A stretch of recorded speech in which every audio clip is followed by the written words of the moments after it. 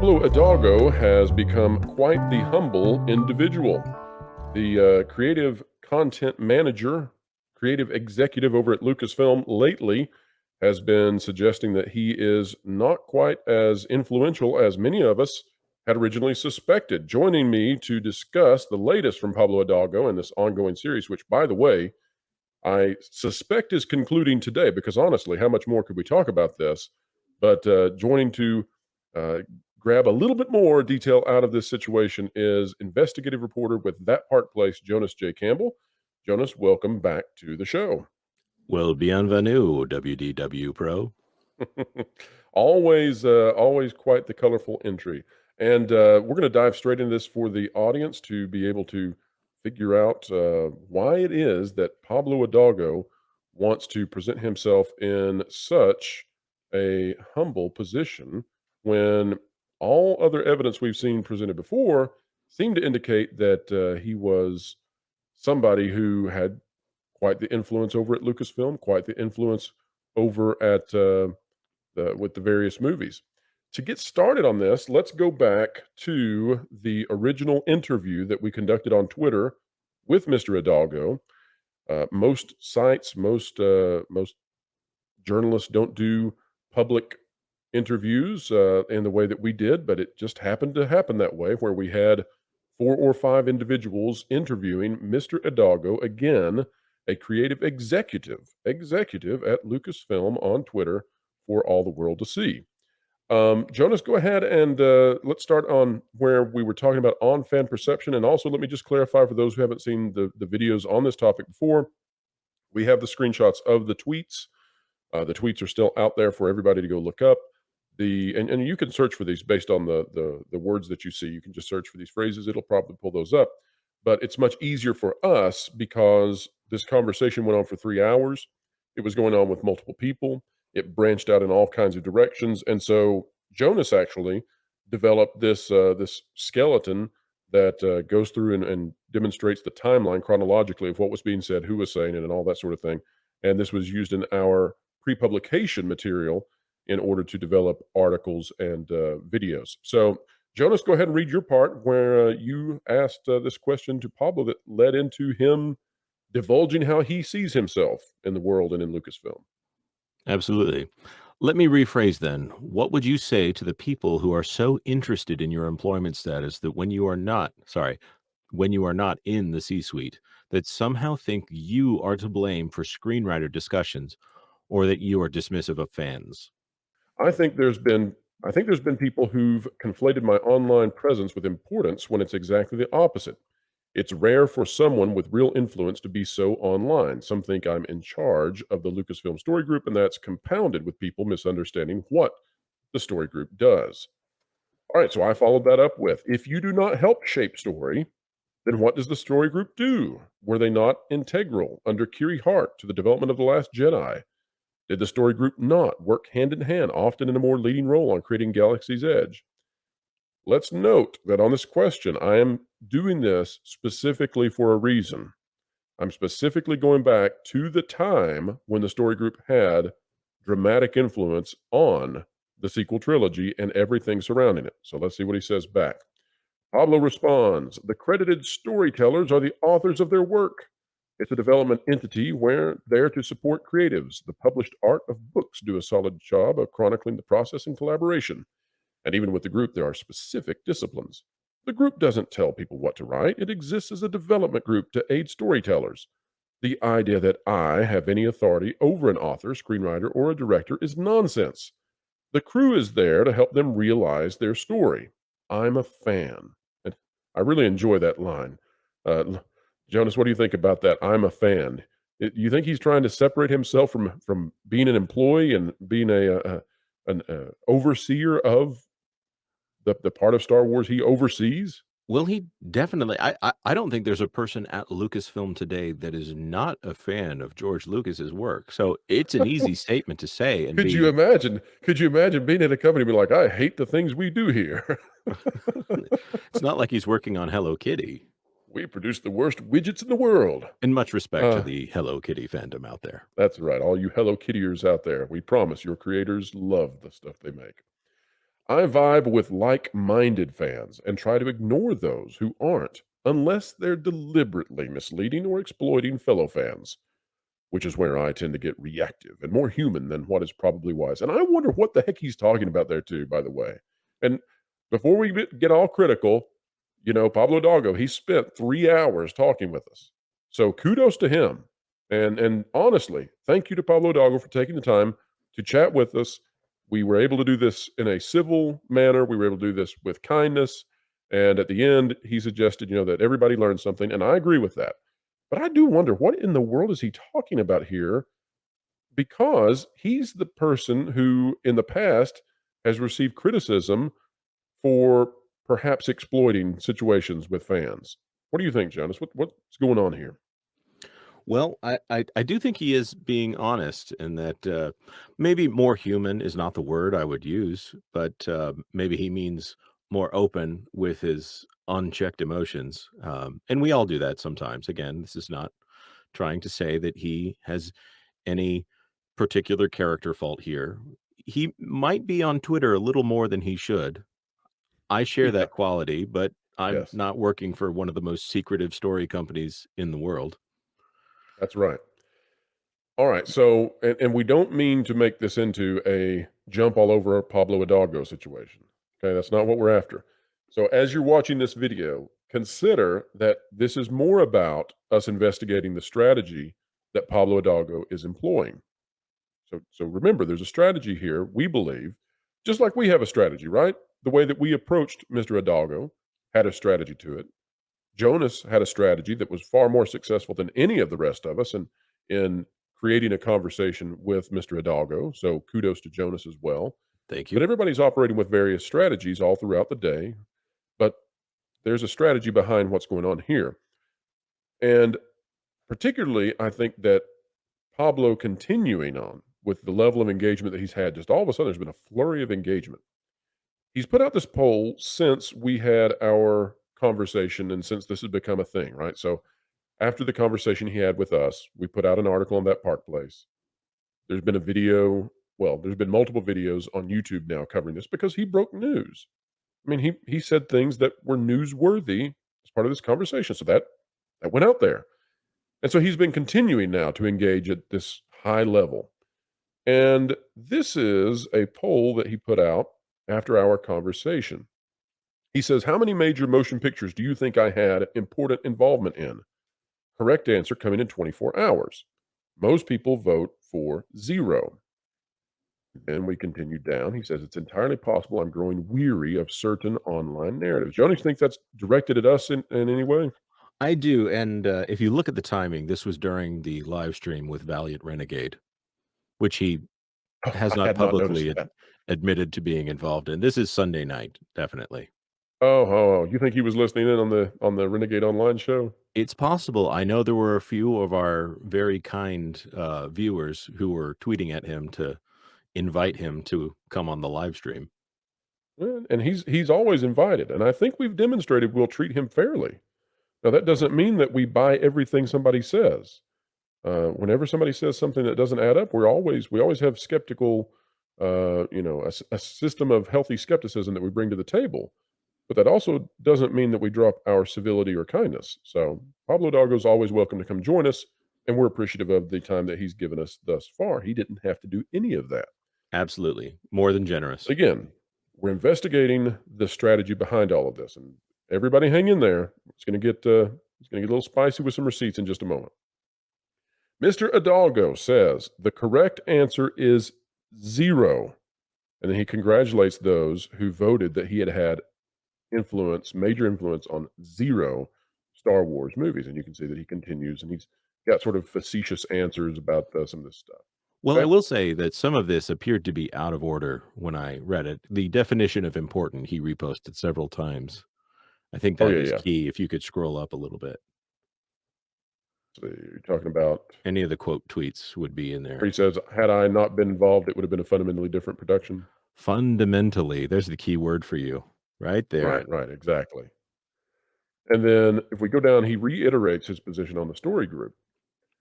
So let's see, we've got one individual asks about what the story group does. And he says, that is not what the story group does. There's a subset within the group that can advise regarding lore if desired. Storytellers lead. And then there's a follow up on that about, well, what if somebody wants to change something that's fundamental to Star Wars? And Hidalgo says, sure. And, implied here is that, sure, there's somebody who can stop you from doing that if you're a storyteller, but that's not me. Okay. Now, I previewed where we're going with this for Jonas. The audience, though, may not have seen this. But let's go back one more time. How many major motion pictures has Pablo Hidalgo had important involvement in? 0, according to Pablo Hidalgo. It's just a little bit unfortunate that old WDW Pro has quite the memory.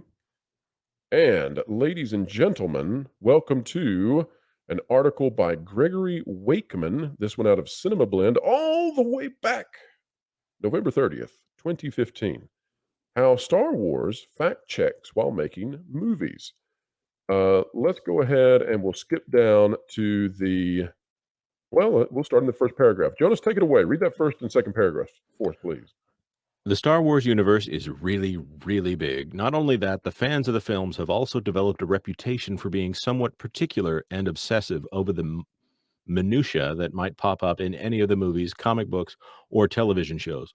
But with George Lucas gone, how did Star Wars: The Force Awakens director and co-writer J.J. Abrams keep track of everyone in the galaxy far, far away and make sure that all of the film's details were exactly right? Well, he didn't. He simply used Pablo Hidalgo to do all the fact-checking for him. And stop. Hold on, Jonas. Wait a minute. Wait a minute.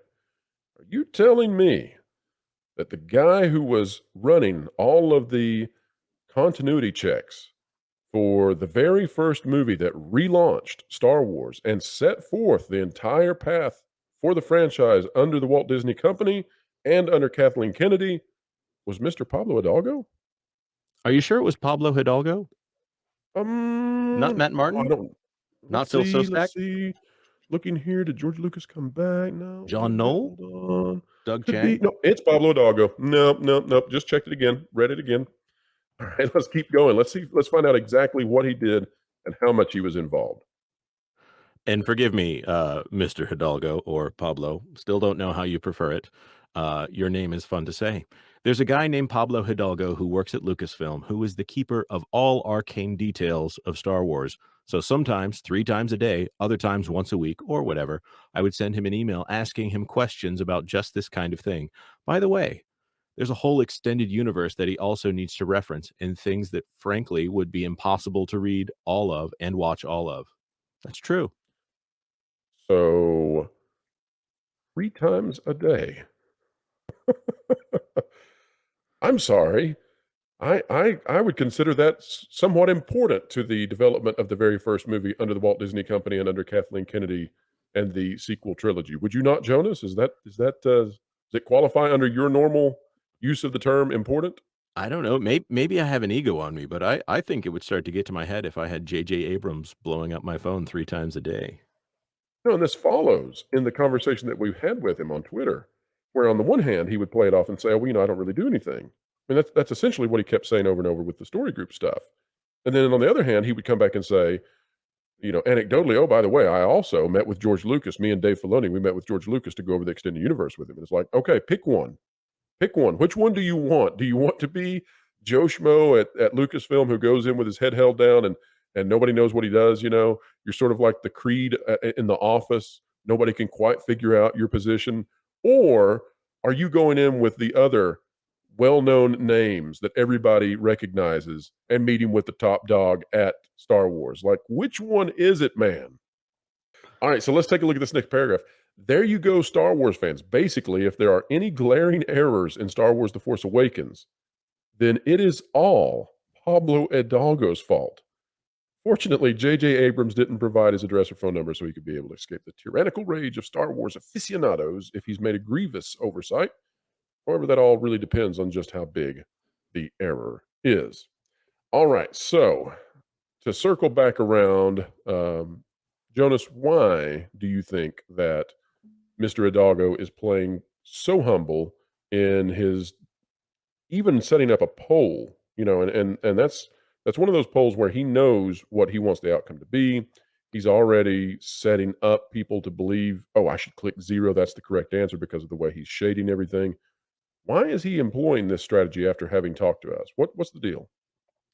I'm not sure, but I will say in interacting with him over 3 hours, there was a lot of back and forth, and there were a lot of people that would like all of Pablo's tweets, Hidalgo's tweets, to be respectful, um, and not like any of mine, not that they need to be liking mine, but he has a following specifically on Twitter that, very much supports him, and putting something like that out there, again, not part of the conversation that we were having, um, I think he wanted some backup and wanted some popular opinion from his existing fan base to back him up and say, "I'm not really that important," because maybe he wants to diminish what could be perceived as a target on his back.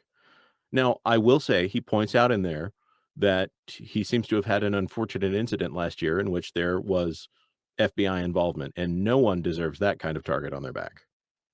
No, and we condemn anybody who harasses or threatens or any of that sort of thing. That is completely uncalled for. It's unacceptable, and we condemn you with the most vigor we can possibly summon. And we also watch out for that kind of stuff. If we see anything like that going on in the background surrounding any of our content, then we take action immediately. We do not tolerate it in any way, and we don't condone that. One of the things that you'll notice in the way we've handled ourselves with the conversation with Mr. Hidalgo is that we've been kind and we've been civil, and we expect that out of all of the wonderful people who follow us. And we know that 99.99% are all on board with that. We also know that the world is big and that there are some of us on this little blue marble are kind of nutty, and so we have to keep a watch out for those. Now, and agreed, 100%. Now, the tone in which a lot of things are said in Hidalgo's conversations here are generally speaking to the idea that it is patently ridiculous to think that he does anything important at Lucasfilm, which is a tone that lends itself to come and enjoy in the slight mockery of anyone who might disagree with this premise. But now that we've seen, I mean, if we go back to 2015, the story is completely different. So obviously, there's a reason that Mr. Hidalgo now wants to present himself in a different way than what was presented at one time. In which, I mean, if J.J. Abrams is saying that he's going to you 3 times a day for the development of the first movie in the sequel trilogy, you're clearly a major player. There's no way around that. All right, so let's wrap up this video today by looking at how we wrapped this entire conversation with him up the other night. So you had a question about him about what does he work on, and his answer was nothing major. I tend to live in the weeds of background detail, the kind of stuff Star Wars continuity notices. And I think that's what he was enjoying was the idea that he sort of works, in the nebulous background of just, it's so deep and so ethereal, the kind of stuff he does with Star Wars. All right, take the next line that you actually asked about. Ooh, favorite detail there. There. Is there something that comes up that they're like, call Pablo right now? Oh, that gets into specifics I'd rather let the storytellers tell. I don't want to oversell my contribution. It's a big crew that makes it all happen. Then Hmm. VR comes in. Fair enough. And we know and respect the fact that you have NDA responsibilities. Cheers for sharing what you can. Jonas? Okay, so this is the last thing I really want to bother you with. Were there any story items in the contract that Disney was prohibited from changing that you were aware of? Any restrictions to the lore? I don't know any contractual details. And for Your those of you line? who aren't aware, the NDA is a non-disclosure agreement. It is probably part of any employment agreement at Lucasfilm. Good clarification. All right, Jonas, take your line. Fair enough. Thank you again. You've been very kind to answer all of my questions. Then Pablo says, I think we all learned from this. Thanks for sticking it out. I hope you have a good weekend. And I wrap this up by saying, have a nice weekend, Mr. Hidalgo. I know you were born in Chile, and I have to say that Santiago is one of my favorite cities in all the world. Hopefully, we have that in common. Thank you for taking the time to dialogue with us. PR, that's Valiant Renegade said. And I just want to sincerely thank you for taking the time to have this dialogue with us. I find it fascinating. We may not agree on some things, but I genuinely appreciate your engagement in this conversation. Jonas, final word. What did you say? Very true. You have been more than generous with your time. So, for everyone out there who might think that we're being harsh or that we're being overly critical with Mr. Hidalgo, especially this is two videos in a row that I've done on my channel covering this topic because honestly, there was a lot of stuff. There was Mr. Hidalgo uh, stating online again that he has some issues with the sequel trilogy. That's not something you typically hear out of anybody who works at Lucasfilm. And frankly, I was shocked when he admitted that online because that goes against the narrative that the studio wants.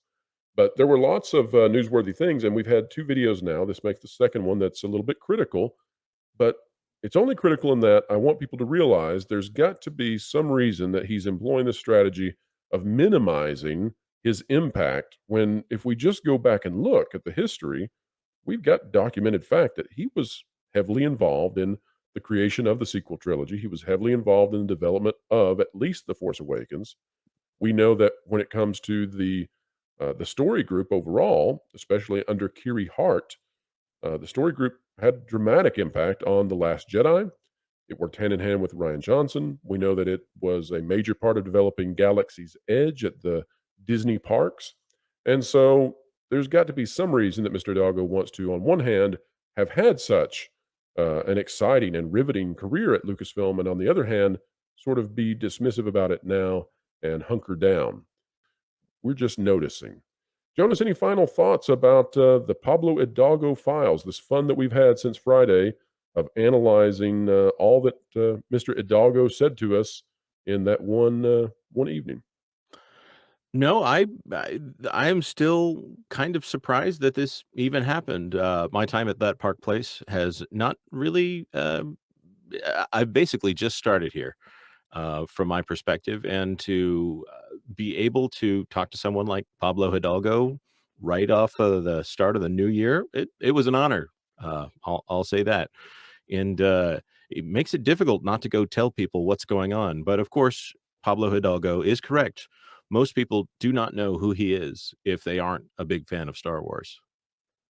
And most people, when he is online talking about, well, I really do the deep strategizing behind the scenes that you wouldn't recognize on Star Wars. Most people take that at face value. But then there are those such as you and I who are able to go back in the Wayback Machine and pull forth articles that say, eh, maybe not so much. Maybe not so much. Well, it's been fantastic covering all of this. Tomorrow, I'm going to be probably, almost certainly, with Mexican Iron Man Mike. We'll be discussing the Walt Disney board. That's something that viewers have been requesting now for a while. They want to know who are the people on the Disney board? How are they impacting the company? What are the personalities behind the decisions that are taking place? We're going to go through all of that. We're going to examine all the stuff that's going on with the board, and there's a lot of drama there. So be watching for that video. Thank you to everybody who continues to support this brand new channel. It has been a great adventure. Thank you for supporting that Park Place, for supporting the material that Jonas is putting out there as the investigative reporter. It's fantastic. Make sure that you give him a follow on Twitter. Make sure that you hit that like button, subscribe, share, and the notification bell on this video. And ladies and gentlemen, whatever you do, wherever you are, keep having fun.